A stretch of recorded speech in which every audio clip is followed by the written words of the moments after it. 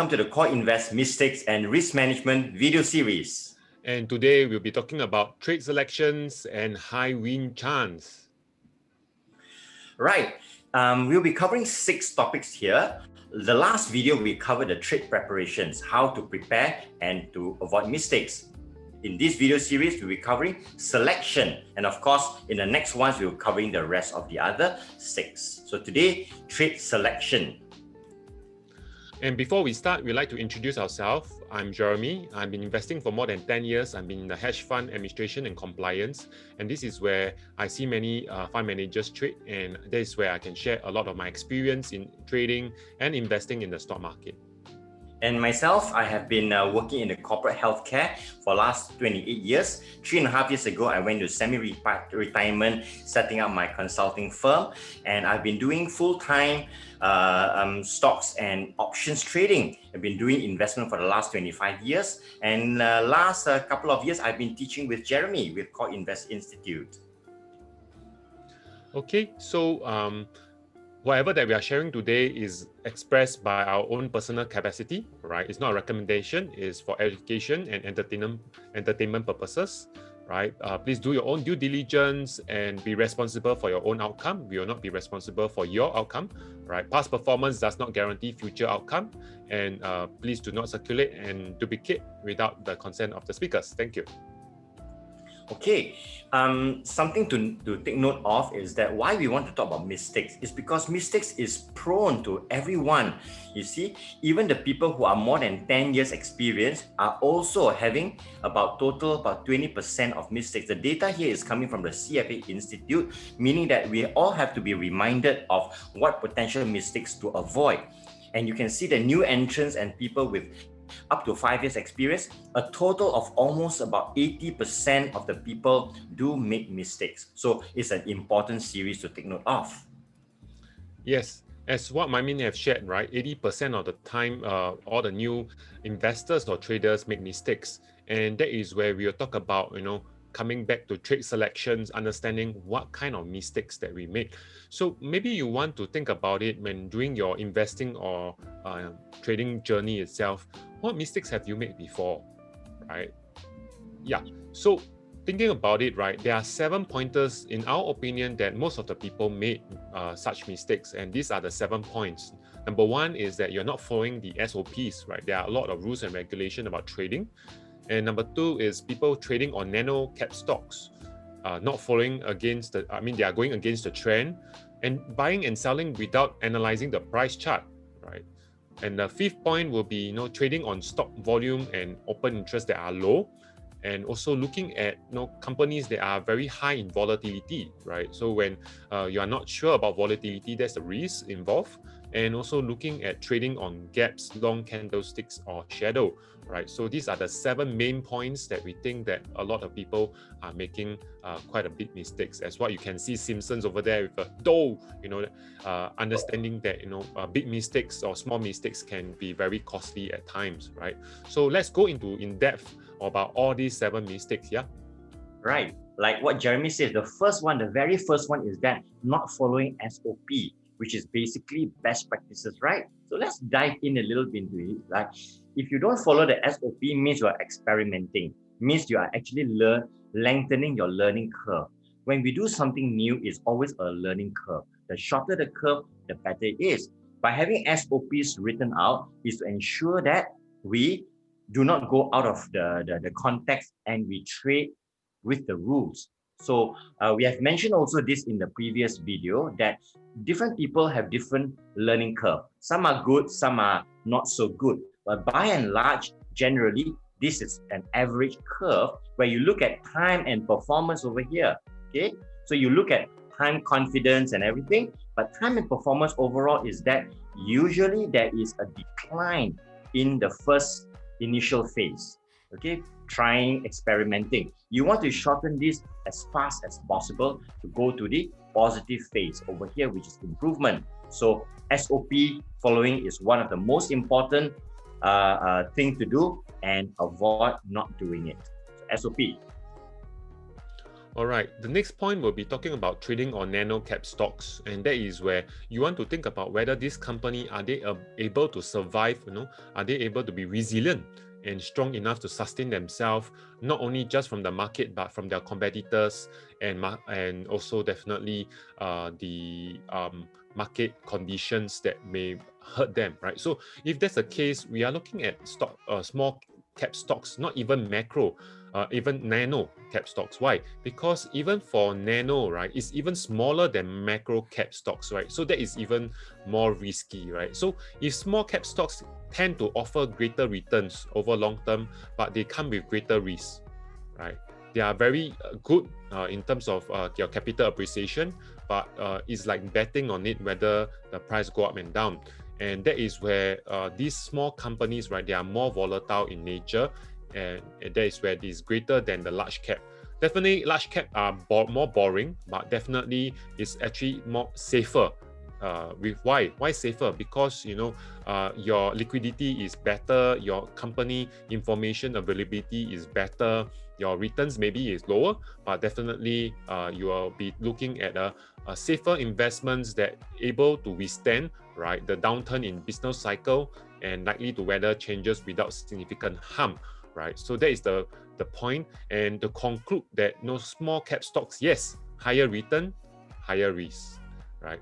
Large cap stocks, lower return, but lower risk. So if you want to manage a portfolio, especially if you have a bigger sum of money, you want to look at portfolio diversification into large caps and above, so that your understanding of your portfolio will slowly grow and safer in a way that you can get those capital appreciation or dividend required. And that is where we want to do that, right? Because you can see a lot of famous gurus like Warren Buffett, Joel Greenberg, Ray Dalio, they are all looking at large cap, right? And hardly or very small percentage on small caps and below, right? So do take note of that. Let's go to the next mistake. Mistake number 3 is trading against the trend.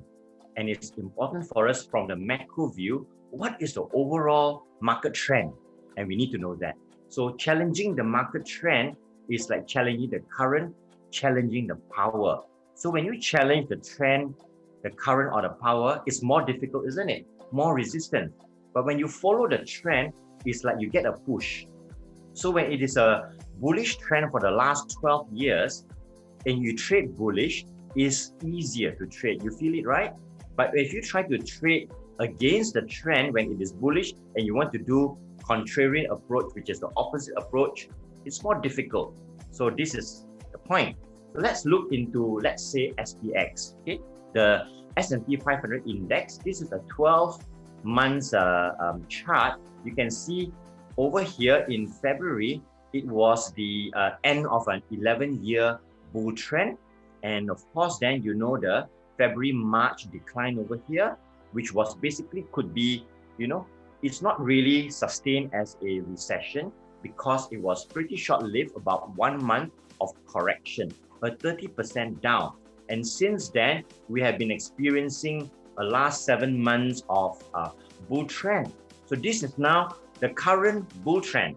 The question here is it the start of a new bull trend from last April onwards? Or is it the end of a 12-year bull run? So that waits to be seen. So the trend today is bullish. So what do we do? Do we want to trade following the trend or counter the trend? Think about it. So there are two approaches. People talk about trading with the momentum, which is bullish momentum today, versus contrarian. So we know momentum is easier to trade, contrarian is more difficult to trade, and you need special indicators, special skills to trade contrarian approach. Okay, but of course, sometimes at certain time you can think about opposite, especially when you look at support and resistance. That helps you to consider whether you should take a short-term contrarian or not. But the overall advice here is that trade along the trend. The trend is your friend. Okay, so the point here is going against the current, you will end up most likely drown. So important message here.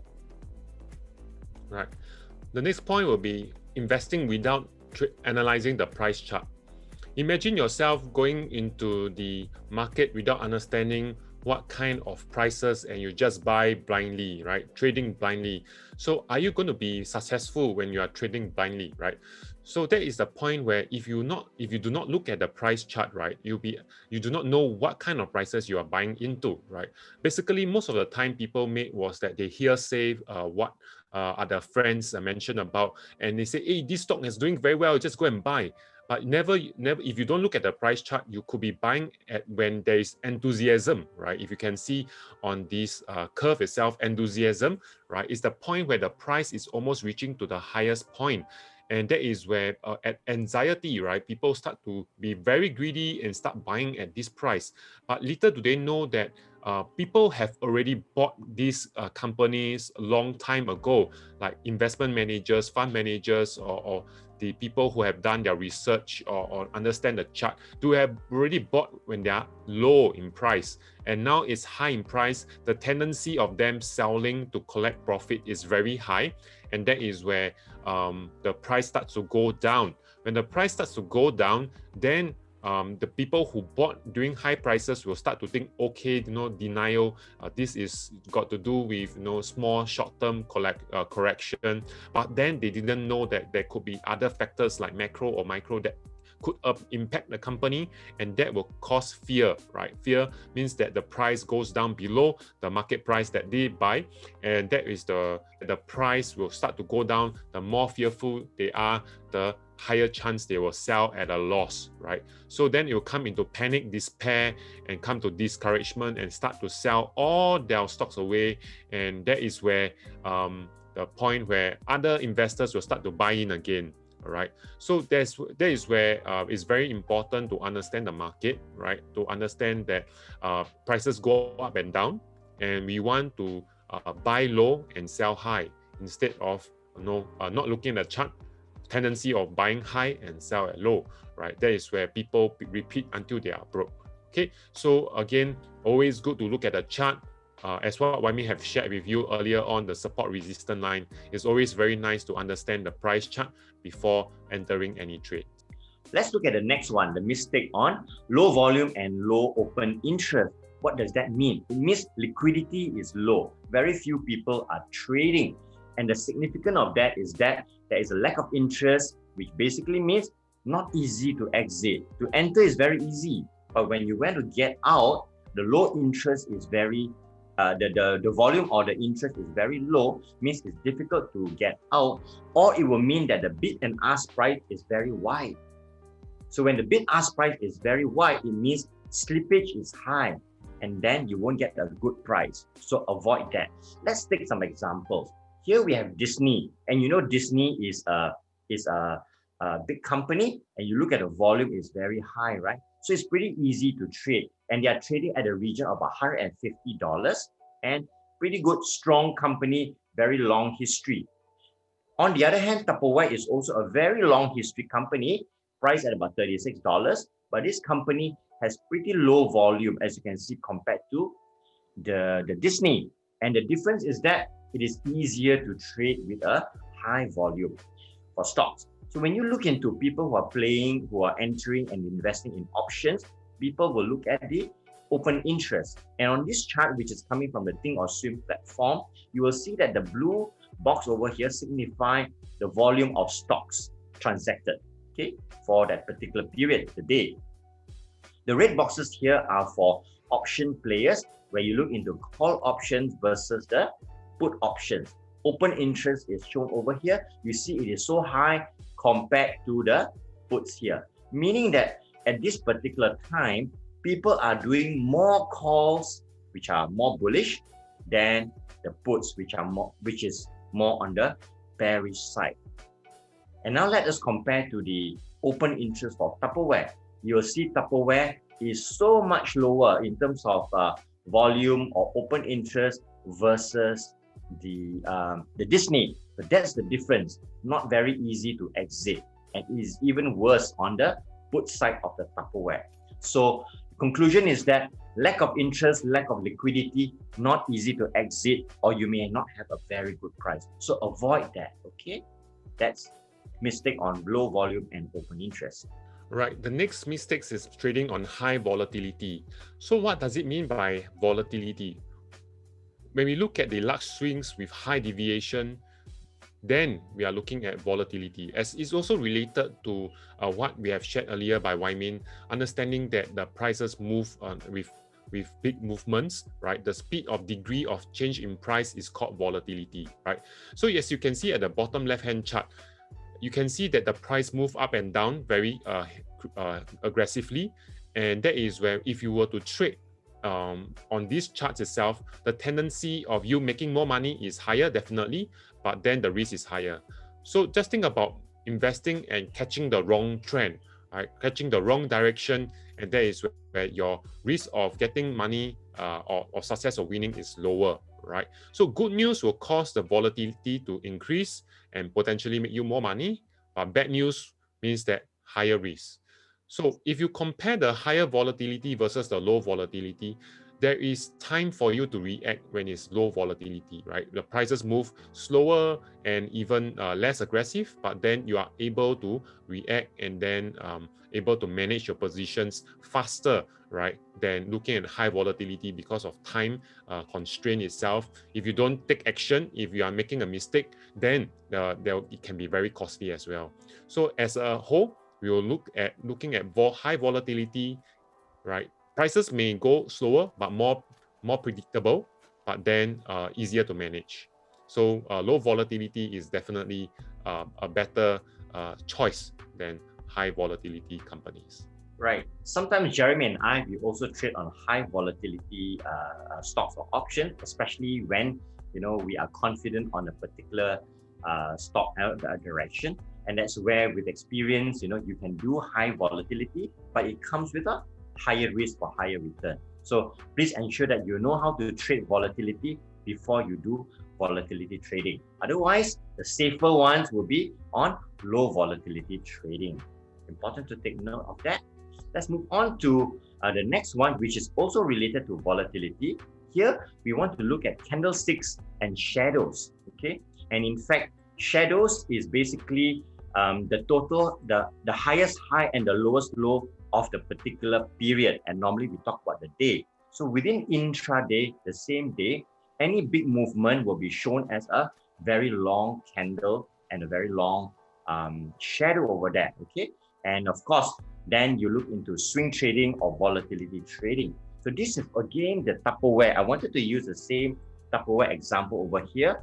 You see certain parts, like for example here, you see a very big gap. Means there is a consolidation here, and suddenly it shoots up with like no man's land, and no candle in between. And another example here, you see no candle in between. These are called gaps.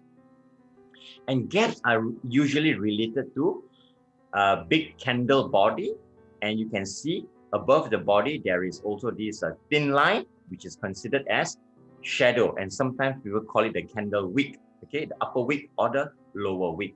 So we want to spend, let's say, a 2 minutes short tutorial to talk about shadows. Hardly you hear people talk about candlestick shadows, but there is a lot of information that comes into the very short, tiny little candle. Okay, and you can see that sometimes candlesticks are denoted as blue and red over here, but sometimes it is a black and white chart. So white ones are also considered as green, and they are signifying a bullish day. Okay, bullish meaning that the closing price, which is the top candle over here, is higher than the bottom line, the bottom of the candle over here. So top having a higher price is called bullish, and it will be a blue line. So that is considered as a bullish. The black or the red one means the closing price is lower. So this lower price here is the closing compared to the opening there. So how do we read them? Basically, the length and the position of the shadow. Take note of the shadow, the length and the position of the shadow, whether it's top or bottom, will help to gauge the market sentiment. It talks about sentiment, it talks about volatility for the intraday. When you have a long shadow, okay, it means potential reversal, because the day movement is like whipsaw high and low. So you do not know where it goes. And it could be a potential reversal because of a very strong bull and bear fighting there. When there is no shadow means, or very small shadow, sign of conviction. People show confidence in that. No big movement for the day, and they are very sure. So here you can see on the first two charts here, there is no shadow or even a small shadow. It means that people are sure of bull or bear over here. So bull will be rising power because bullish, bear is a falling power. Okay, specified by the colors. Now let's look at the position of the shadow. The middle chart here shows upper shadow with little or no lower shadow. What does that mean? When there is an upper shadow, it means the closing price here, which is red, which is the top line, and the green one is the bottom line, is lower than the upper shadow. It means that the closing price for the day is lower than the intraday. So it's actually coming down, right? Because it's closing below the upper shadow. So it's coming down. If let's say the coming down ends with a green candle, means that it is a rising power because of green, but it's weakening. It is coming down but weakening and ended up with a green candle. But what if it ends with a red candle? Means it is a falling, okay, and it is ended up with a red, which means that it's even lower. There is an increasing in the falling power. Okay, so I want to pause here for a minute to reflect. Upper shadow means it's falling because the closing is lower. Ends with a red, very strong falling power. So it's increasing falling power. Ends with the green means it's a weakening, rising power because it's rising but weakening. Okay, let's move on to the last step here, which is the position of the shadow is at the bottom. If intraday is lower and then the closing is higher than the lower shadow, means it is actually bullish. Okay, here again showing that red candle, but the closing of the red candle is still higher than the intraday low. Again, it is showing bullish, showing bearish in this case, but this is a bearish and the closing is higher than the lowest of the low. So it's a weakening of a falling power.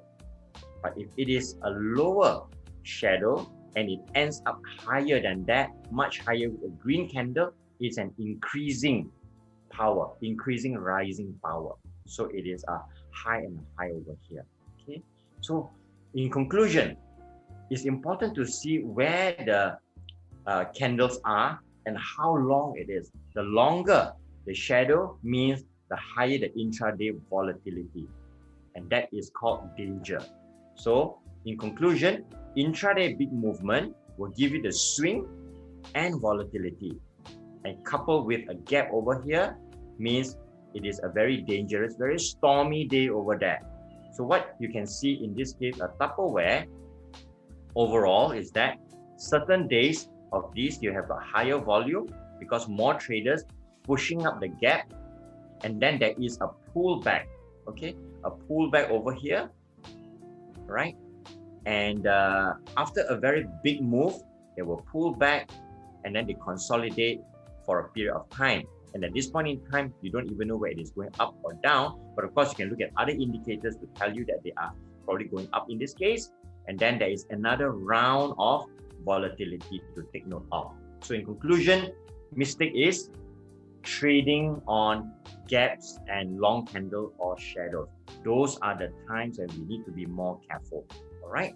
So short 2 minutes tutorial on that. All right, so we have covered a lot of points today, right? The 7 points.